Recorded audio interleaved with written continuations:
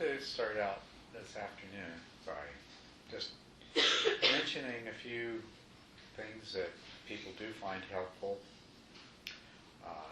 in establishing concentration.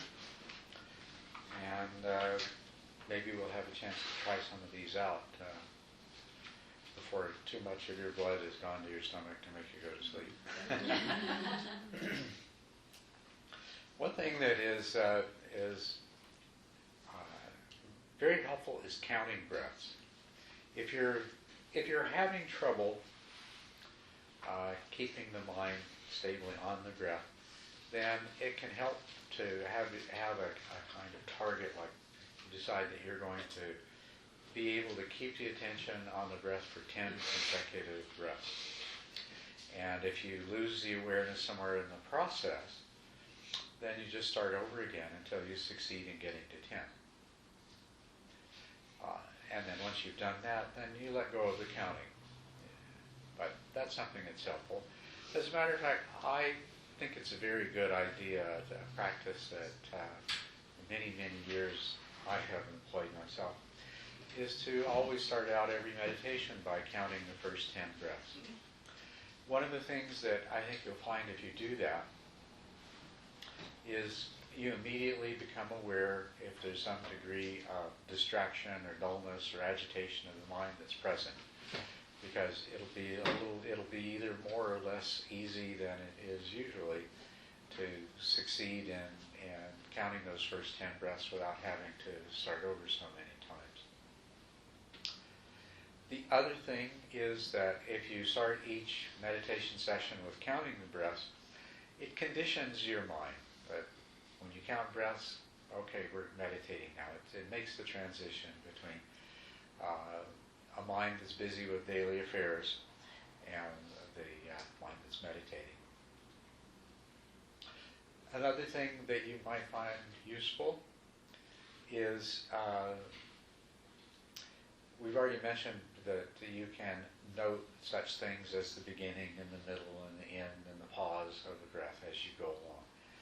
And of course, after a while, that becomes a bit cumbersome and you can let go of it. But it can be helpful to keep your attention centered until you become trained, until your mind becomes more stable. But considering that we pretty well always have this constant narrative going on in our mind, at least when we're in the early stages of meditation, you can also let that talk be about your observation of the breath. That can help. As long as you've got this little voice chattering away, if it wants to talk about how well you're recognizing the different stages in the breath, then nothing wrong with that at all. Make use of it. Likewise, there are some people who are more visual than verbal, and they might generate a mental visual image that helps them to remain focused on the breath. So these are just some little devices that you can use if you're still at the point where they are useful to you. Also, I've talked to you about forgetting and mind wandering, but there's another thing that you can experience, and many of you I know have. It goes by the name of monkey mind. It's agitated mind where your attention just keeps jumping around from one thing to another. And it might even keep coming back fairly frequently to the breath, but it doesn't stay there. It just keeps jumping around. Counting is a really good way to calm the mind down and to deal with that monkey mind situation when it arises. Then, as you go along and as your ability to concentrate, as your ability to stay with the breath improves, and as periods of mind wandering become very, very short, then you can start to pay more attention to the kinds of distractions that are taking you away. So, what I'm suggesting here is that, you take a moment to just recognize what it is that took your attention away. And then this allows you to be on guard against that particular thing later on. As you have longer periods where you stay with the breath, you're more aware of the different thoughts that are present in the periphery of your awareness. And if you see the same thought coming up or a similar kind of thought that took you away before, then you can have a little more heightened vigilance against being carried away by that thought. I talked to you about the 5 hindrances, and actually one way of keeping track of the distractions that occur is to just identify which of the hindrances they belong to. Is it a thought to do with worldly desire? Or is it a worry, agitation? Is it a thought to do with doubt? And so forth. So, what the effect of all of these kinds of things does is it helps to make you more aware of what's actually happening while you're working on stabilizing the attention. And this is where you want to get to be. Introspective awareness is the way I described that moment of waking up to the fact that your mind had wandered. But you don't have to wait until your mind wanders to have this kind of introspective awareness. As a matter of fact, when your mind wanders and it arises, it's a very good idea to try to sustain that awareness as long as you can. When you bring your attention back to the breath, then continue to be aware of the fact that you are attending to the breath rather than being distracted. Be aware of the distractions that are present that you are trying not to succumb to. Be aware of whether or not there's dullness arising in your mind. It takes a little while, but what you can do is you can get to the point where you always have that kind of introspective awareness. And this is a large part of how you get to the stage where your mind never really leaves the meditation object. The meditation object remains the center of your focus all the time, because you're continuously aware of what's happening in your life. And if there's any tendency of the attention to drift, you notice it right away and you can correct for it. But it does take some time. In the meantime, when your attention is relatively stable, and you don't have continuous introspective awareness, you can still check in with yourself. You can still notice remember from time to time to just notice that, yes, indeed, I'm still doing well here in my continued awareness of the breath.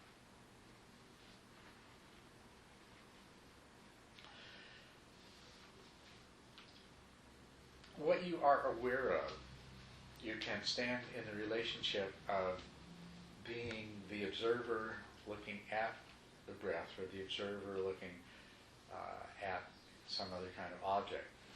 But there's this other aspect of where you're actually looking at your own mind and you're seeing what's happening in your mind as it's happening. And that's what we really want to have.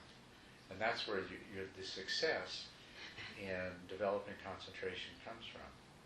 Because when you get to the point that you know when your mind is when your attention is starting to drift, then you can correct it before it does drift. Okay. So, if we look at the first 4 stages, the first we're trying to establish a practice. You're going to have to deal with whatever resistance that you have, whatever doubt you have, and whatever else. You're going to have to increase your motivation. And you're going to have to establish a priority. If you don't make meditating a priority, you'll never establish a regular practice. But you eat every day. That's not a problem. You have a job, you go to work every day. That's not a problem. You have all kinds of things that you do with a high degree of consistency. And the reason that you do them with a high degree of consistency is because, first of all, they have some degree of priority. For whatever reason, the satisfaction they give you, or out of necessity, necessity, whatever, but they've been assigned a priority, and then you've adjusted everything else around that priority so that those things happen regularly.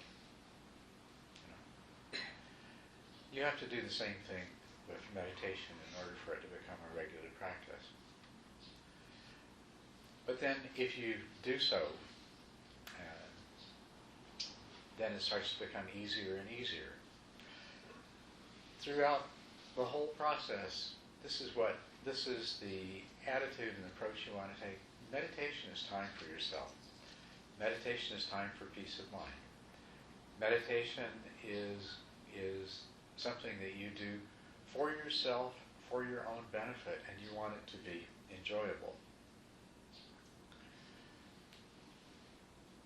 Whenever you find that you are experiencing resistance to meditation or resistance to something that's happening in meditation, then that's something that you want to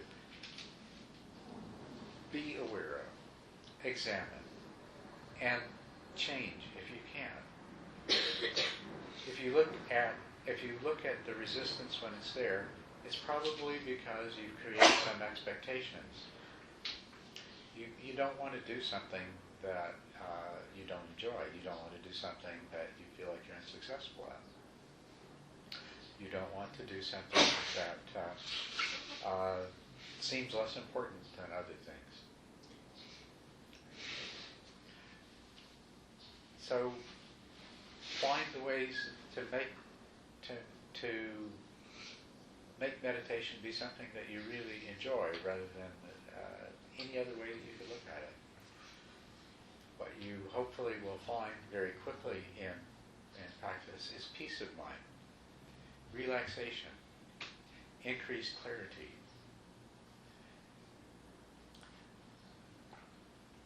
So now, as we look at this in terms of making progress through stages, you want to try to develop the trust that you will progress and take the satisfaction in your progress as it happens, but without creating a kind of expectations and targets that will turn it into drudgery and a chore, or into something that you experience disappointment and sense of failure in regard to. Okay?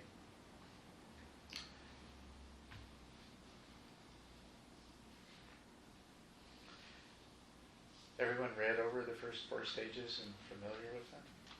Any questions about them? What's involved in them? How they're defined?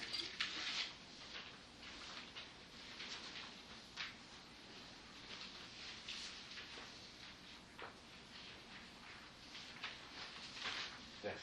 Is it possible to get to stage 3 and into 4 without experiencing sleepiness or drowsiness?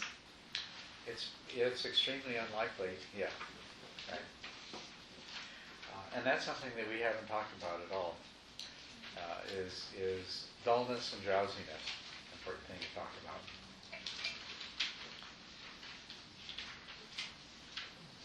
It's particularly when you get to the 3rd stage that most people start experiencing sleepiness. And sleepiness is a manifestation of something, of a broader category of experience that we call dullness. So sleepiness is a very strong form of dullness. And dullness and sleepiness are the opposites of mindful awareness, or fully conscious awareness. Well, sleep is a kind of unconsciousness. Fully conscious awareness is just its opposite. So you can think of these as all on a spectrum. And at one end of the spectrum is when you're asleep. And the other end of the spectrum is where you have brilliant, fully conscious, full-minded awareness. That you're in that very special place that we sometimes enter into where we are, you might say, super conscious. And then those two are just 2 different ends of the spectrum.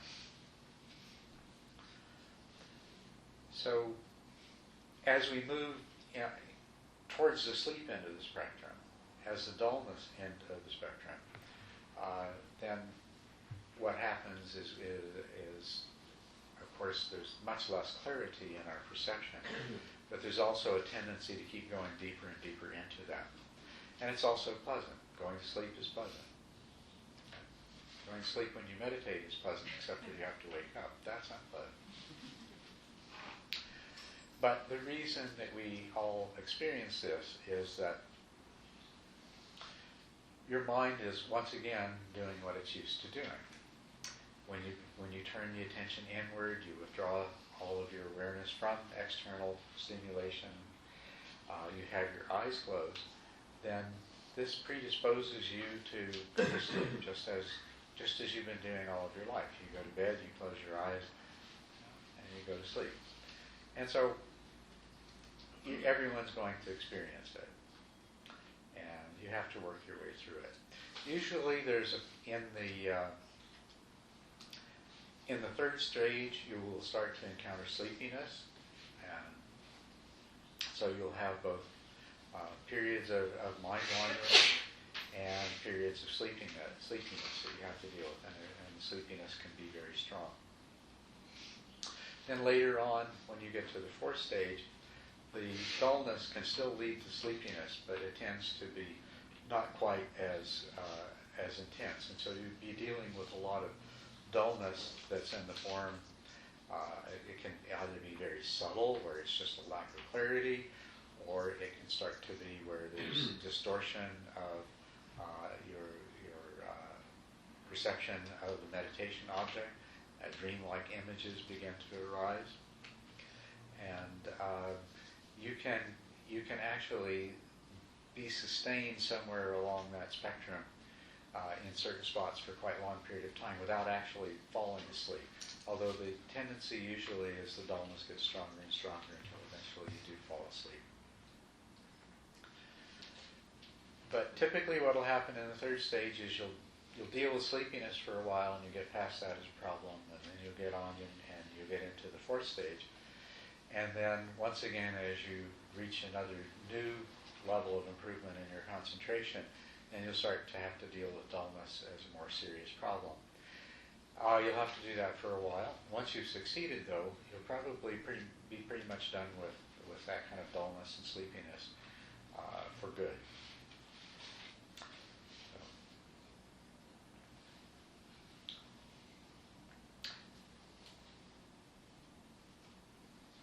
These are the two problems that you are going to spend most of your time dealing with as your concentration is beginning to develop and become strong. The first is distraction. And in those stages, you see how it goes from long periods of having completely forgotten the meditation object to brief periods of forgetting it, to in the fourth stage where you never really forget it, but the distractions can sometimes be very strong and take your attention away from the meditation object.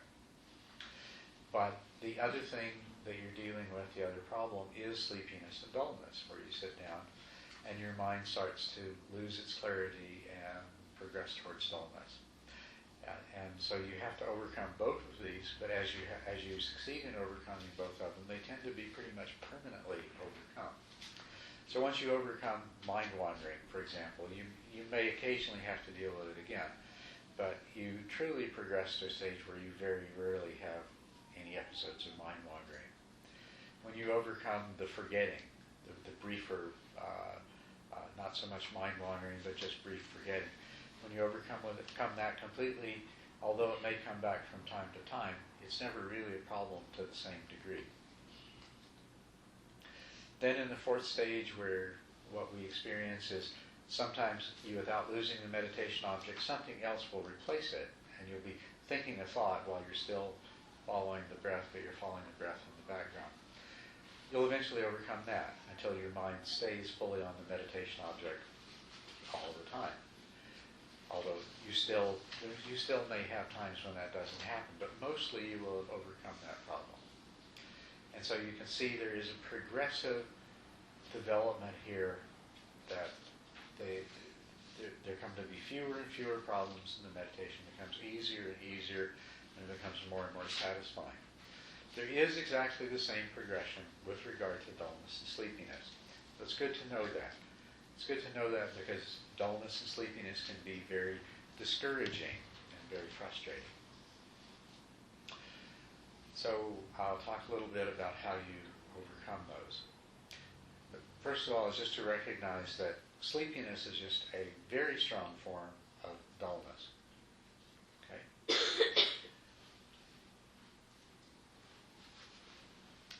So the first thing you want to do is to recognize when it occurs. Because the earlier you recognize it in its onset, then the easier it is for you to deal with. So, as a part of your introspective awareness and examining the state of your mind, what you want to do is to determine whether dullness is developing or whether sleepiness is developing. So let's just think for a moment how that might manifest.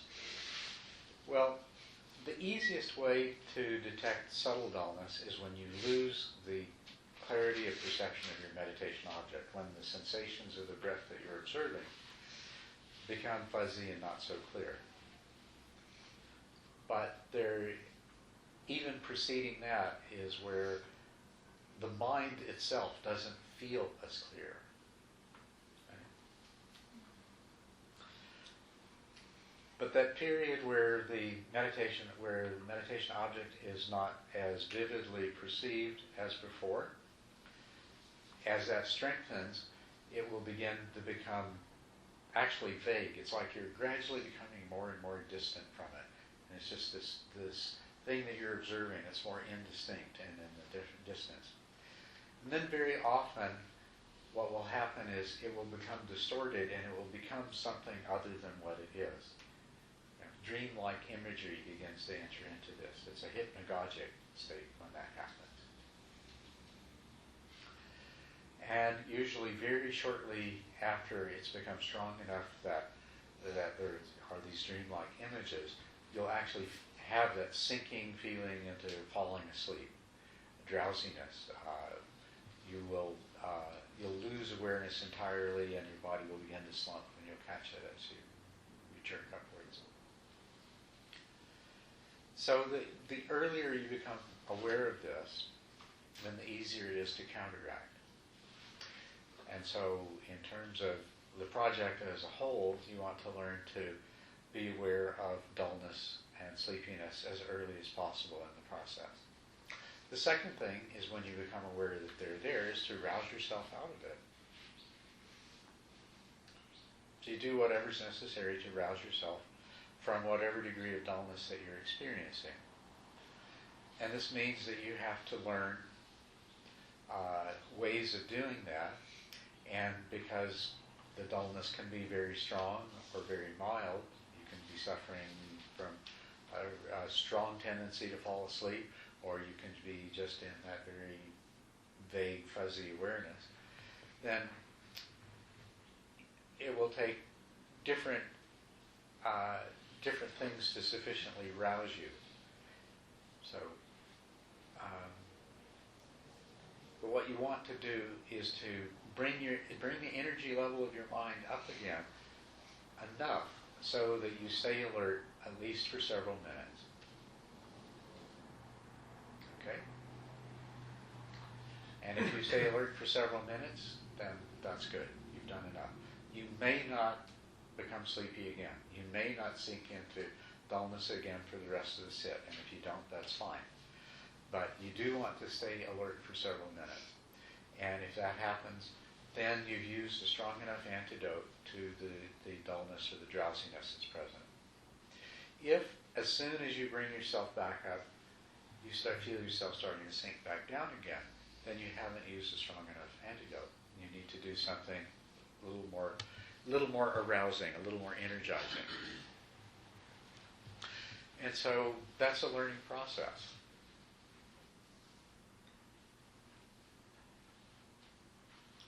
It's also a training process. Don't make it your objective that, I can't be sleepy. I've got to get over being sleepy. You need to train your mind not to slip into dullness and not to slip into drowsiness. And the only way you can train your mind not to slip into dullness is to have dullness arise and counteract it. So don't get into a negative state about dullness or drowsiness. The most difficult thing about it is that the dullness and drowsiness feel good, and pulling yourself out of it is unpleasant. That's the most difficult thing about it. So just accept that. It's going to happen. It's going to happen it's going to happen as often as it needs to until you've trained your mind in such a way that it doesn't happen anymore. And it's not going to be particularly pleasant doing it. So the ways that you counteract the dullness at different degrees, if we look at what usually keeps us alert, it's all of the ongoing stimulation that we have from all of our senses and the activities that we engage in.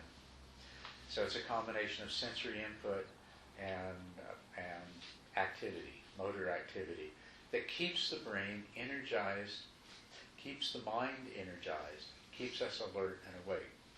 When you're sitting still and when you're ignoring all sources of sensory stimulation, then this is what causes the mind and the brain to lose energy and start slipping into dullness. So one of the simplest ways to counteract that is to just broaden your awareness to the sensations in your body, the sounds that are taking place in the environment. You can open your eyes, things like that. And this will tend to wake you up, but only if the dullness hasn't established itself very strongly. If it's established more strongly, you may need to have some muscle activity and some further source of stimulation. And the two methods that I recommend, but feel free to invent your own once you are clear on how they work. Two methods that I suggest is one involves clenching all of your muscles, holding it and relaxing it, and you can do that several times. That will invigorate your mind. And if the drowsiness is not too strong, that may be enough to keep you alert for at least the next 5 minutes or so. Very similar to that is taking a deep breath and exhaling very slowly against resistance. Has a very interesting effect. I won't go into the physiological basis for it, but that does directly stimulate your brain. Like that. And you'll feel the sort of rush of energy that you get from that. And you can repeat that several times. And that can bring you into a state of alertness without disturbing the people you're sitting with. There's all kinds of things similar to that you might invent on your own. But all you're doing really is just waking yourself up. Taking a few minutes away from your regular practice to wake yourself up and make yourself more alert. So, if that works, in other words, if that gives you several minutes at least of alertness, then keep doing that as often as you need to. And each time your mind starts to sink into dullness, and each time you bring it back, you're training it. And the training effect will show up, and that after a while, you'll come into a state of alertness, and you'll stay there. More importantly, after some period of some number of days or weeks of having to deal with dullness on and on, you'll find it ceases to be a problem. The first time that dullness begins to develop and the first time that you take the antidote towards it, then it's taken care of for the rest of the set. So you're training your mind not to do this. Now, these things that I suggested that you can do sitting without disturbing your posture or disturbing people with you may not be strong enough.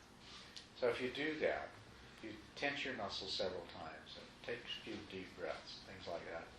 And you find that That wakes you up, but within a few seconds, you're sinking back into the dullness and sleepiness again. You need to do something that is more powerfully stimulating physiologically. So stand up, meditate standing up for a little while. It's not very comfortable, but it will wake you up. And then when you feel like you're sufficiently wide awake, then you can try sitting down again. And if you need to, you can stand up. You can stand up and sit down as many times as is necessary. Or maybe after you've stood up and sat down a couple of times, then you can go back to taking deep breaths or something to deal with the dullness that arises. If standing up to meditate doesn't work in the sense that it makes you alert, but as soon as you sit down, dullness begins to reestablish itself, then you need to do something that is even more effective than that. And so I would suggest that you do some walking meditation. And then the strongest thing of all is to go and splash some cold water in your face. Go back and sit down. But don't feel like, oh, well, my meditation is spoiled because now I've got to keep standing up and I had to quit meditating and go splash water in my face. It spoiled my meditation. That's not true. It's been a wonderful, very successful meditation. As long as you've done something to overcome the drowsiness, overcome the dullness, you're training your mind. And you're training and the success of the training is that the day will come where dullness is never a problem. But everyone has to go through this. I don't think there's any, I've never heard of any exceptions. I think it's physiology and it's a lifetime of conditioning. And we're just training our minds to function in a different way under a certain set of circumstances. And so everybody will have to go through it. So that's the strong dullness and the sleepiness. The sleepiness is more stage 3. Stage 4, you usually catch it earlier, and we describe it as strong dullness. And if it's a matter of recognizing it and overcoming it, and it doesn't really get to be sleepiness. Or it may sometimes, but less often comes to be sleepiness. But then there's something that we can call subtle dullness. And that precedes the strong dullness that precedes the sleepiness. Subtle dullness is where your mind loses the vividness, the intensity, the clarity of perception that you did have. You might even find that sitting here listening to me talk after you've had lunch, that sometimes it's hard to maintain the same clarity of perception and meaning of the words that I'm saying. So you know what I'm talking about. When you're meditating, the same thing happens. You're observing the breath, and it starts to lose that clarity. And you can learn to pick up on that right away. And if you catch it quickly enough, just noticing it and brightening up your awareness of the meditation object can be enough.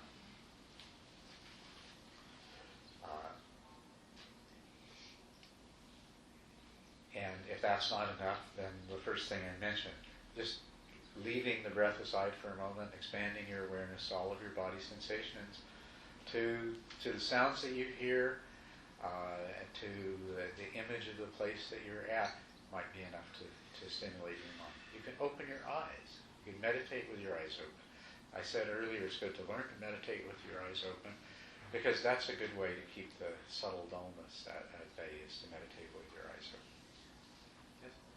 You just talked about, with full belly it's harder to focus. I feel this very strongly right now. Yes. With you too. Yeah. Would you recommend those steps of waking up and staying awake also when you feel like half sick or you didn't sleep and you get in the morning on your cushion and it's all fuzzy? You still work with those steps? No. If the reason that you're dealing with sleepiness is because you were genuinely fatigued, you're tired, you didn't get enough sleep, or you're trying to meditate after a hard day's work, then the answer would be no. Or if you're ill, the answer would be no. Because you see, what you want, what you're trying to do is to train the mind to do something that it doesn't need to do, but it's conditioned to do. That it has a physiological predisposition to do, but that it doesn't need to do. Okay. So if you're exhausted, if you haven't had enough sleep, then in this case, your mind's trying to do something that it really does need to do. And it's not really a good circumstance to bring about the kind of training you want when you're dealing with that. Likewise when you're sick.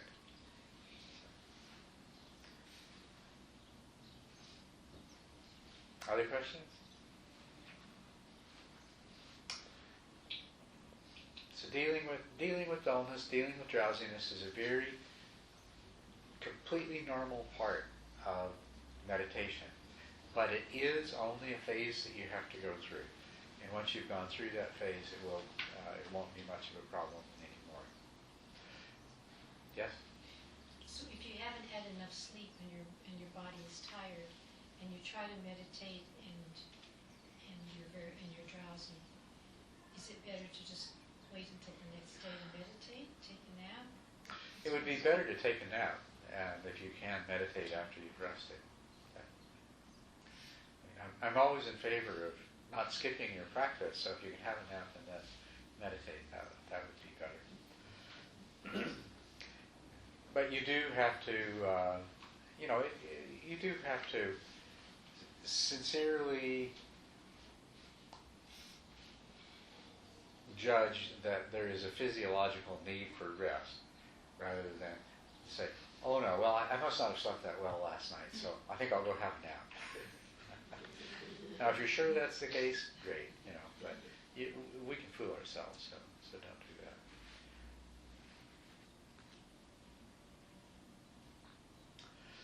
Time of day is important. We all have what's called a diurnal rhythm, a daily cycle that we go through. Your body temperature rises and falls, your metabolic rate rises and falls, your level of alertness and awareness rises and falls. And there's certain times of the day when you're most alert, and then there's this time of day. It varies a little bit, but there is a period somewhere in the middle of the afternoon, for most people somewhere between about 1 o'clock and 5 o'clock, where our metabolism slows down and our thinking is slower and less clear, and we're most prone to dullness. So it's a very, very difficult time to do a meditation practice. So if I ask you to sit right now for 15 minutes, you'll definitely experience dullness. Now, if you didn't eat lunch, it might not be quite as severe, but it'll still be there. If you eat lunch and then you try to meditate in the middle of the afternoon, then you've also got some other physiological processes taking place. You have a great increase in blood flow to your stomach and intestines, which reduces the blood flow to your brain. But even more than that, it's interesting that your intestinal system releases hormones into the blood. And their main purpose is actually to cause other parts of the intestine to contract and release hormones and so forth. But as it turns out, these hormones also affect the nervous system.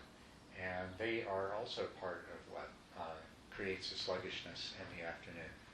So when you're digesting a meal, you have less blood flow available to go to your brain, and you have drowsiness-inducing hormones being released into your bloodstream. And if that's happening at the time of the day when your metabolic rate has already dipped to a low point, you're quite likely to deal with dullness. So I don't really recommend this as the best time for anybody to meditate. Although you can. If you learn to overcome dullness, you can meditate in the afternoon too, and you may still experience a little bit of dullness, but you can overcome it. So you could also decide to deliberately meditate in the afternoon if you want to, just to test yourself, or just to put yourself into a stronger training situation, sort of like lifting a heavier set of weights today, just to get the kind of results that I want.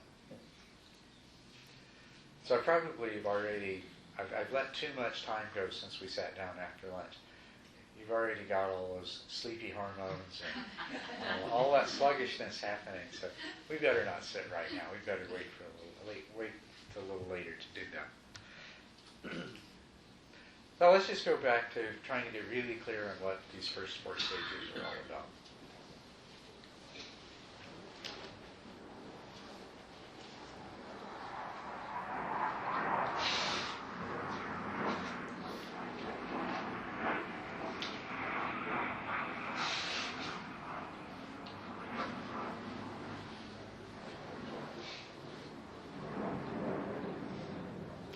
One thing I will say about these, I think that one of the things that is discouraging to people is how long it can take to get to the point where you never forget your meditation object anymore. But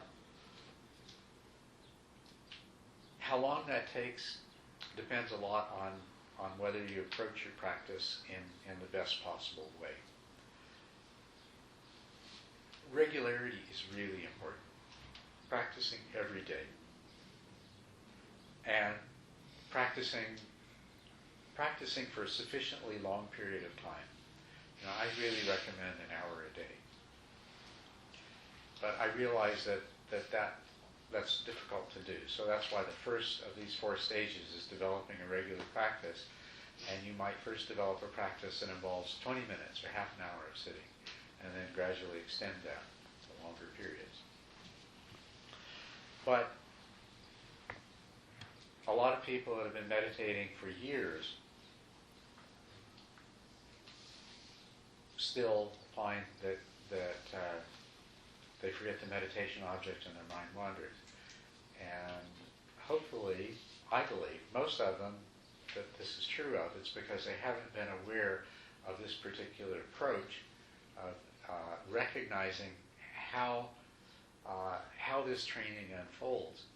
And so they've been allowing themselves, they haven't been doing the right things, and they've been doing some of the wrong things. So I'd like to just go over what the right things and the wrong things are.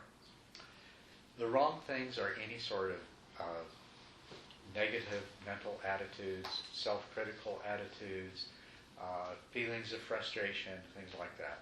That's wrong. Because you're trying to train your mind, and it doesn't respond very well to negative conditioning. Your mind will respond to negative conditioning through avoidance. And so if you get frustrated at yourself because of the quality of your meditation, your mind is going to react by wanting to avoid meditation. Right? So that's really a wrong thing to do. Any sort of criticism of yourself, judgment of yourself, feeling frustrated, feeling annoyed, feeling disappointed, all of these kinds of things. Remove all those feelings from your mind whenever they arise. Relax, remind yourself, no. There's some number of times that my mind is going to wander. I don't know what it is yet.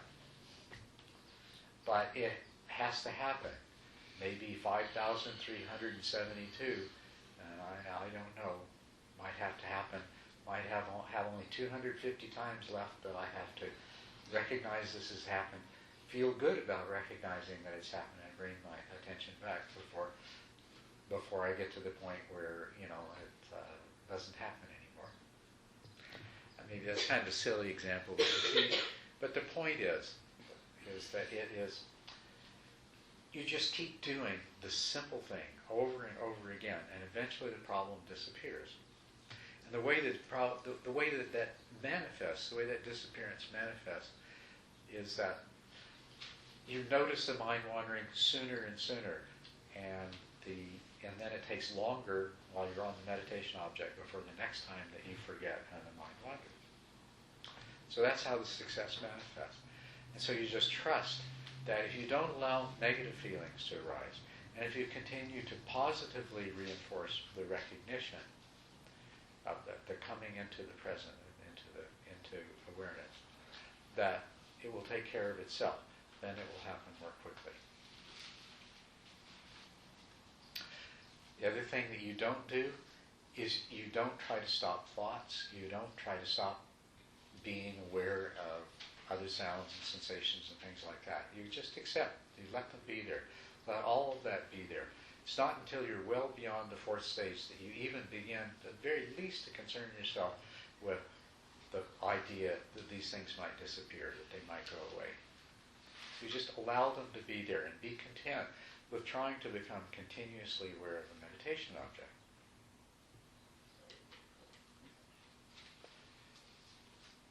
The other things that you do is you recognize that it's by being aware of what's happening in your mind that you will be able to notice any tendency to lose a meditation object more quickly. And so you keep that in mind and try to have that awareness as much as you can. And exactly the same thing applies to the dullness. That it's being aware of what's happening in your mind that allows you to recognize dullness before it becomes very strong, so that you can take a deep breath instead of going to splash cold water in your face. Or actually the real motivation in that one is so that you can overcome the dullness very quickly with a few deep breaths, rather than this ongoing thing of you slipping into this comfortable dullness and then jerking yourself out of it and experiencing that discomfort and everything, so over and over again.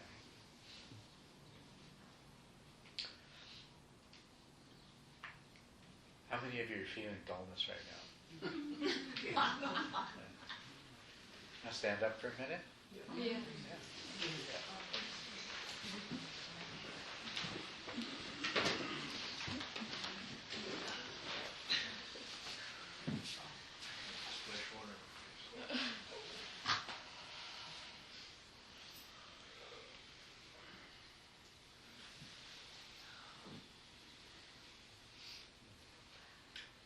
This is a great and noble endeavor that you undertake to become a skilled meditator.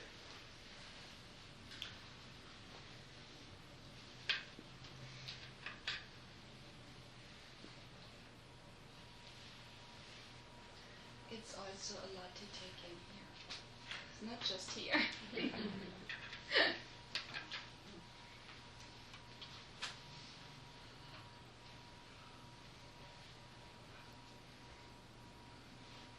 But no matter what kind of meditation that you want to practice, or no matter what other kind of practice that you want to do, you can probably see what wonderful advantage it is to get to the place where you can do that practice without forgetting what you're doing and having the mind wander, and without getting dull and drowsy and falling asleep.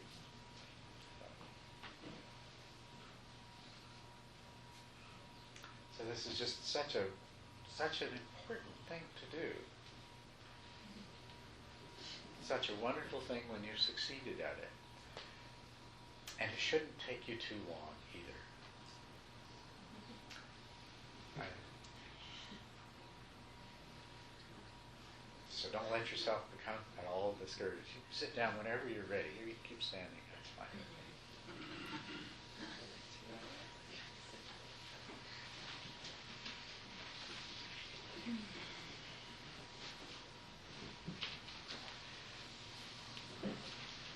Some of the things that you should do, continue with, you should try to stay inspired about meditation and the fruits of meditation. So it's good to read things or listen to recorded talks, to hang out with other meditators. It's especially good to hang out with people who have been meditating longer than you, and so that you can sort of pick up on their enthusiasm and be inspired by them. Another thing that's important to do is to find the joy, the satisfaction that there is in your meditation practice, And there's always some there. What I recommend is when you sit down, every time you sit down, it's a process of relaxation. And don't rush into it. Plop yourself down immediately. Okay. Sensations of rest. Sit down and settle in and, relax and get comfortable. And think about, this next 45 minutes or this next hour, whatever it is. That in this next period of time, you're really free of all of the concerns of the world. And consciously let go of it. And just be there. And feel your body. Be aware of your body. It's wonderful to be alive and in a human body, isn't it? We're so busy that we often just forget to notice how absolutely wonderful it is. The comfort of this meditation seat. This feels really good. It supports me. It holds me up. It's soft. I feel stable, straight.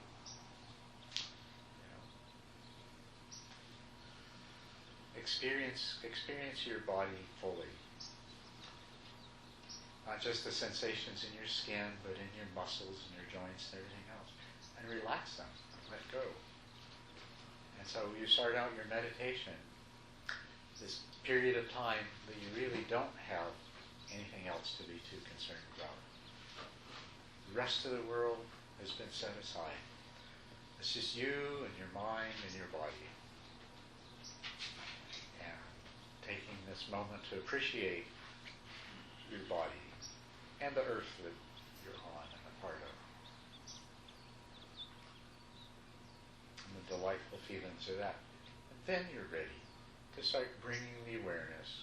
You can bring the awareness into your breath at that point, while still in a place of enjoyment, satisfaction, happiness, contentment. Very often when you sit down, there will be things on your mind. You'll have things. Life is filled with problems, and so you'll have problems. You'll have worries. You'll have things that you need to remember to take care of later. But you can let that go for the time being. You can feel as you sit there, and maybe as you count your breaths, you have to start over a couple of times because the problems of the day keep coming at you.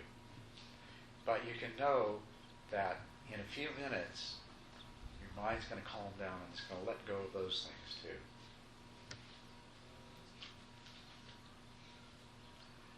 And as you begin to enjoy more success in your meditation, then you're going to have more of those experiences of sitting where you do have this stillness, you do have this calm, you do have this peace, and you do have happiness. And enjoy those and remember those. They're really important. And when you find yourself distracted or drowsy, then just remind yourself that's all right too. That's completely fine. Because it's normal for that to be there, and you know what to do about it. So you just do the simple thing that you have to do about it.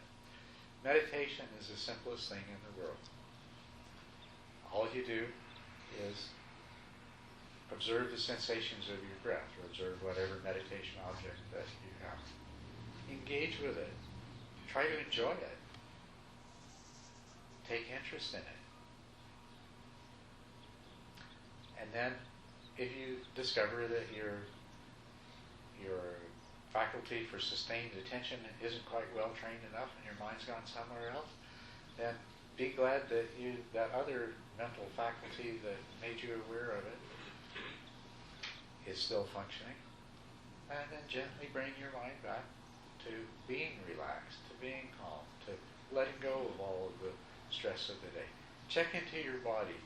As a matter of fact, every single time that you bring your awareness back to your breath, you can also at the same time just relax your whole body. You know, just get back into that place of being comfortable all over again, comfortable and satisfied.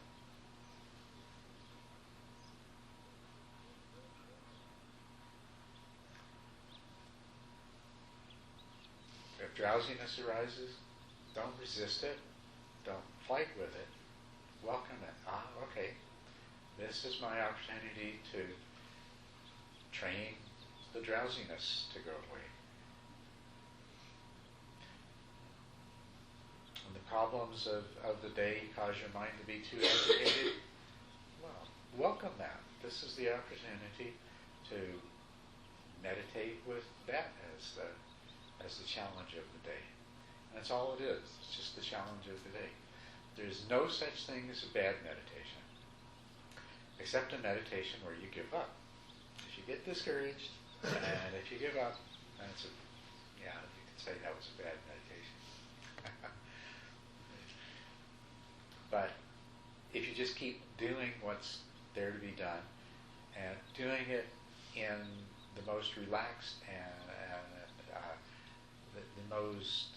the state of mind with the most ease and grace, then it's a fantastic meditation. If it involves some periods of true inner peace and profound relaxation, or if some great insights come up, well then it's a super fantastic meditation. But it's always a good meditation. So that's a very important part of the training. Always be on guard against trying too hard, and pushing yourself, and punishing yourself, and setting expectations, and being disappointed. Right? You know, to somebody who hasn't meditated, the idea of sitting still for an hour probably sounds pretty easy. How would you like to give up all of your worries for an hour? Sit comfortably, be relaxed. Well, that's the way it should be. That's the way you should continue to look at it.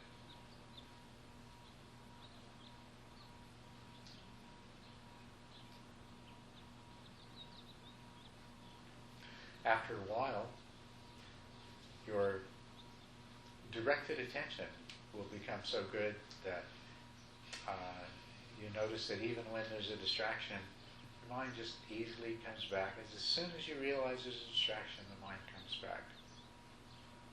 Mind just automatically comes back. The dog starts barking, and you hear it, but the mind comes back. And when you experience that, don't dismiss it as oh yeah, it's wonderful, because that wasn't there in the beginning.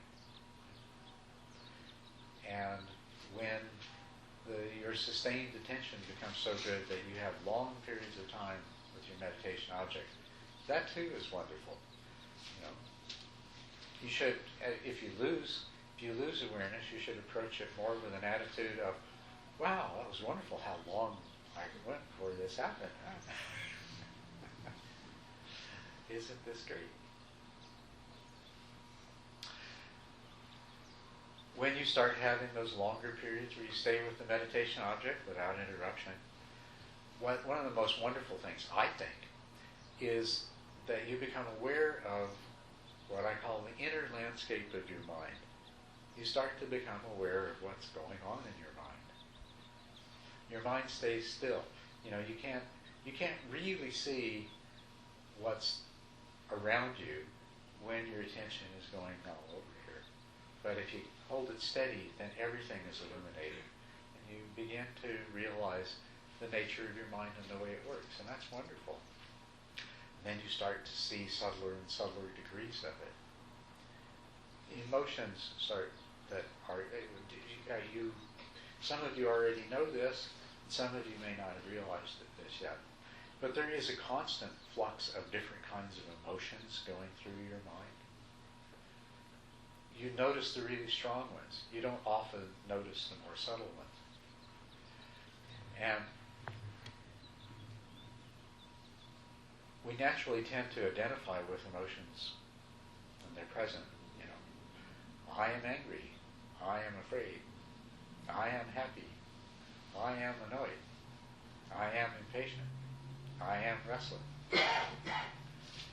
But when you get to that place where you start to see that you are not these things, you don't own them, you don't create them, they are just flavors of the mind, and the mind produces them, and some part of the mind turns on and it floods the mind with a feeling of restlessness, and that you don't have to be restless. Because if I am restless, well, I'm uncomfortable, I'm unhappy. On the other hand, if I see restlessness arising, I can acknowledge it, let it be there, and it'll go away. I don't have to be it, and if I don't have to be it, then I don't have to resist the situation that I see as causing it. I don't have to try to make it go away. And so this is what you'll find, what quite a few of you I know have already found, that when the mind starts to be still, you can see what goes on in the mind, and you can see it in a much more realistic way. And you can cease to be battered by it, bounced around from one thing to another by it. You'll see your thoughts coming up. You know, when you can keep your mind on your meditation object, the thoughts keep coming up. And while you stay focused and you're watching out of the corner of your eye, you start to recognize what's going on. You see, it's that same nonsense keeps going on over and over again. You know? Well, it's interesting that having that recognition, when you recognize that there's some same cycle of thought that keeps going on, but you're not buying into it. You know, you're not engaging in that conversation. You're staying with your meditation object, but you are aware of it, and your awareness is also of its pointlessness. That has an effect. The effect is that after you've experienced this for a little while, those pointless thoughts will quit. I told you that after a while, all the ordinary, everyday thoughts start to disappear. They predominate less and less. What that is a result of is you have been mindfully aware of their presence. And instead of buying into them and engaging with them, you've let them be. But you can't help recognizing their nature. And the more that you recognize about their nature, the more you undermine the source of their energy that keeps them going, that keeps feeding them. If you see a thought as one that is associated with desire, and if in your other studies and your other contemplations you've recognized that desire is not something that results in pleasure and happiness, but desire is really a kind of affliction. And that desire keeps us dissatisfied and unhappy rather than taking us to some place of lasting satisfaction. Now that's something that would happen outside of the context of the meditation itself, that you would have thought that through and had that recognition and come to see that indeed your own desires are a kind of affliction. But when that understanding is there, and then when in your meditation a kind of thought is passing through and you see, oh, that's coming out of desire, what happens now is that recognition is going to have an influence on the source of those thoughts. And so desire-related thoughts begin to be undermined at their root and lose their strength. When they still come, but they don't come as strong and as often. And this is how those kinds of thoughts gradually become cleared away from your mind stream, and the mind settles down and becomes peaceful, no longer afflicted by desire or ill will or worry or doubt, because you've been able to see. I mean, doubt's one of those things that we buy into it so easily. a thought of doubt comes into our mind, and this is reality, or this is something to worry about, or this is uncertainty, for I've got to sort this out. I've got to examine this. I've got to solve this. I've got to resolve it. But if instead you're focused on your meditation object, and a thought of doubt comes up, and you don't lose your awareness, but you know it's there, and you know what it is. It's a thought of doubt. It's a thought arising out of uncertainty. And there's that recognition, well, it's a good thing I'm not wasting my time on that, because I know where that leads to. Uncertainty just takes the mind in useless circles. So that kind of awareness that's how the hindrances begin to go away. This is the practice of mindful awareness, only you're not sitting down saying, okay, I'm going to be mindfully aware. Instead, you're sitting down and you're saying, okay, I'm going to see if I can't be continuously aware of the sensations of my breath for the next hour. And if you keep doing that, mindfulness, if you don't fall asleep, mindfulness happens. If you're trying to, if you increase the innate power of that mindful awareness through trying to stay fully alert and aware and examining all the details of your breath as they occur, you can't help but overflow into your awareness of everything else. So you end up practicing mindfulness. To practice mindful awareness. So, going to the fourth stage then, mastering the fourth stage. When you actually reach the fourth stage, when you don't ever suffer, I like that word, suffer. Anyway, you don't ever suffer from forgetting your meditation object anymore. Even though sometimes it slips off in the background and you're just barely aware of it, you never lose it. When you reach that stage in your practice, then you're no longer a beginner. You're no longer a novice. You can do something that most people on this planet absolutely cannot do. You have reached the level where you can truly say you have a skill that most people don't have. And that skill has these kinds of benefits. It has the mindfulness. You begin to see the thoughts. You begin to see the emotions that arise in your mind. You begin to see the reactions that your mind has to the thoughts and the emotions. And all of this comes about by simply trying to fulfill the simple task of staying on the meditation object.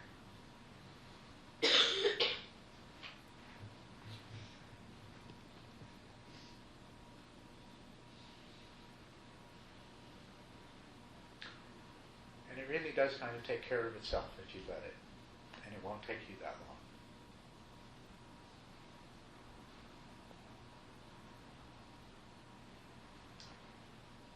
But you can't do this, meditating half an hour today and then 2 days later you manage to get in another 20 minutes. It takes some regularity. It's training. It's the same way, if you wanted to have a really nice, physically fit body, you can't do that if you work out in the gym one day and then don't make it in for the next 4, and then you go for a run the day after that, and then you don't do that again for 2 weeks. It doesn't work, right? You're training your mind, so you have to do it regularly, but you don't have to stress out about it. You don't have to grind and grit and push and anything else. All you need to do, all the hard work actually happens before you sit down. The hard work is having a time and place and not letting anything else interfere with you going and sitting down at that time and place. That is the hardest part, isn't it? But if you can do that hard part, if you make it a priority in your life, if you arrange your life so that you can do your practice, then when you get to sit down at the cushion, the hardest part of all is already over with. And then you just do the simple practice. And if you do the simple practice, then over time you'll graduate from the second stage to the third stage to the fourth stage and then to the fifth stage. You'll be a skilled meditator, and you'll start to reap the benefits of it.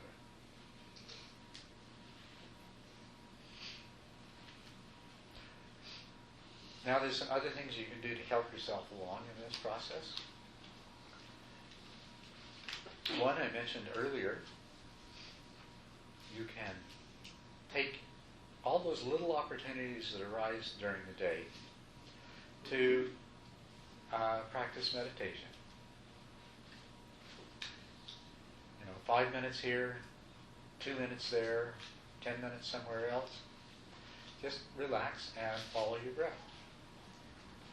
Relax and count 10 breaths. This will help a lot. You can practice introspective awareness anytime, all the time. So just notice the state of your mind. How alert am I? How distracted am I? What emotions am I reacting to in this moment? What am I feeling? How does my body feel? What tension am I carrying? You can make that a habit. If you make that a habit during your daily life, then it's going to, you can't help but accelerate the process of what happens when you sit down on the cushion. You're going to already then reflecting in that very wholesome and helpful way. Then there's another kind of meditation that you can do. And I think you'll find this very helpful. Most of the time, people do this only in retreats. But I would encourage you to find a time to do walking meditation as part of your daily practice as well. So I'm going to talk to you about walking meditation.